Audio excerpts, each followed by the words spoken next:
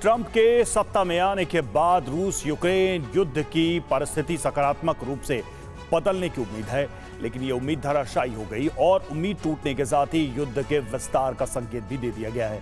यह विस्तार यूरोप और बाल्टिक रीजन को तबाह कर देगा, जिसमें अहम भूमिका निभाएंगे बेलारूस में 7वीं बार राष्ट्रपति बने अलेक्जेंडर लुकाशेंको, जिन्होंने पोलैंड को अपना टारगेट चुन लिया है।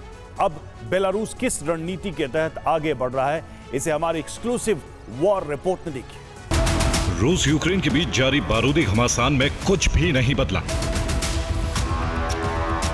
ना हमले कम हुए, ना बारूदी तबाही रुकी।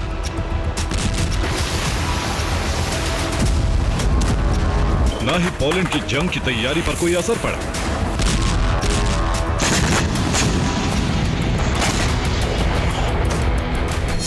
लेकिन हैरानी की बात यह है कि इस मोर्चे को संभालने की जिम्मेदारी रूसी सैनिकों ने नहीं ली। UEM जयपुर एक आदर्श लक्ष्य है। भावी छात्रों के लिए अच्छी नौकरी, भविष्य के लिए तैयार कौशल के साथ अच्छी शिक्षा। बल्कि बेलारूस के राष्ट्रपति लुकाशेंको ने ले ली है। वही लुकाशेंको जो 7वीं बार बेलारूस के राष्ट्रपति चुने गए हैं, और इस जीत के साथ ही उन्होंने पुतिन के कीव फतह अभियान में योगदान का ऐलान कर दिया है।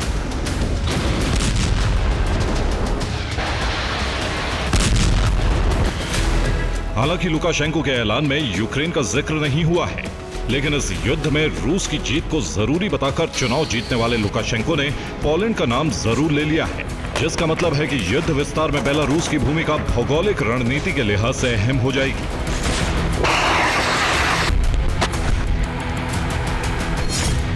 शुरू लुकाशेंको की तैयारी, जंग का प्लान किया जारी।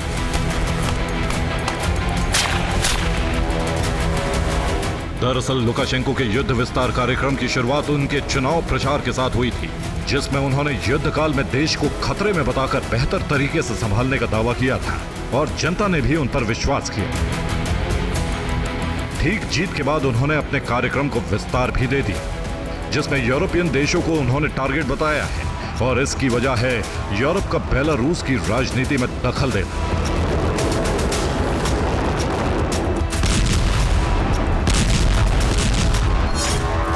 यूरोप के ज्यादातर देशों ने लुकाशेंको के निर्वाचन को खारिज कर दिया है। लुकाशेंको पर पुतिन की मदद से जीत हासिल करने का आरोप लगाया है। वहीं ये भी आरोप लगाए जा रहे हैं कि लुकाशेंको भ्रष्टाचार करके जीते हैं। हालांकि बम्पर जीत हासिल करने के बाद लुकाशेंको ने बड़े ही सधे हुए अंदाज में आरोपों का जवाब दिया है। यानी लुकाशेंको की जीत यूरोप को रास नहीं आ रही है। इसीलिए बेलारूस में 7वीं बार निर्वाचित लुकाशेंको ने युद्ध का मोर्चा खोलने का फैसला कर लिया है।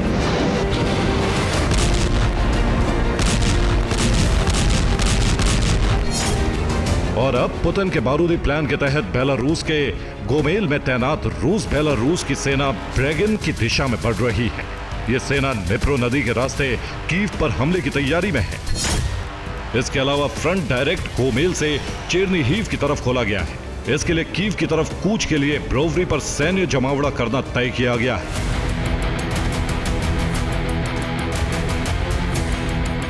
लेकिन यह ऑपरेशन सिर्फ कीव के रूस में विलय के लिए शुरू नहीं हुआ है, बल्कि इसका उद्देश्य है कीव फतह के बाद पोलैंड को टारगेट बनाना। और यह तब होगा जब रूस का सबसे घातक हथियार बेलारूस पे तैनात हो चुका होगा। वो हथियार कौन सा होगा, यह भी हम बताएंगे, लेकिन पहले पोलैंड टारगेट क्यों बना, इसे जान लीजिए। लुकाशेंको का दावा है कि पोलैंड का रुख बेलारूस के प्रति आक्रामक हो गया है।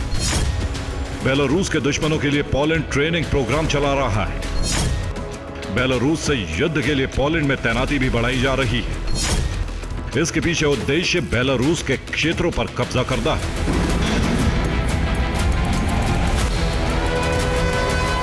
हालांकि यह सिर्फ लुकाशेंको का दावा है, लेकिन इसी दावे ने यूरोप से युद्ध की रणभेरी बजा दी है।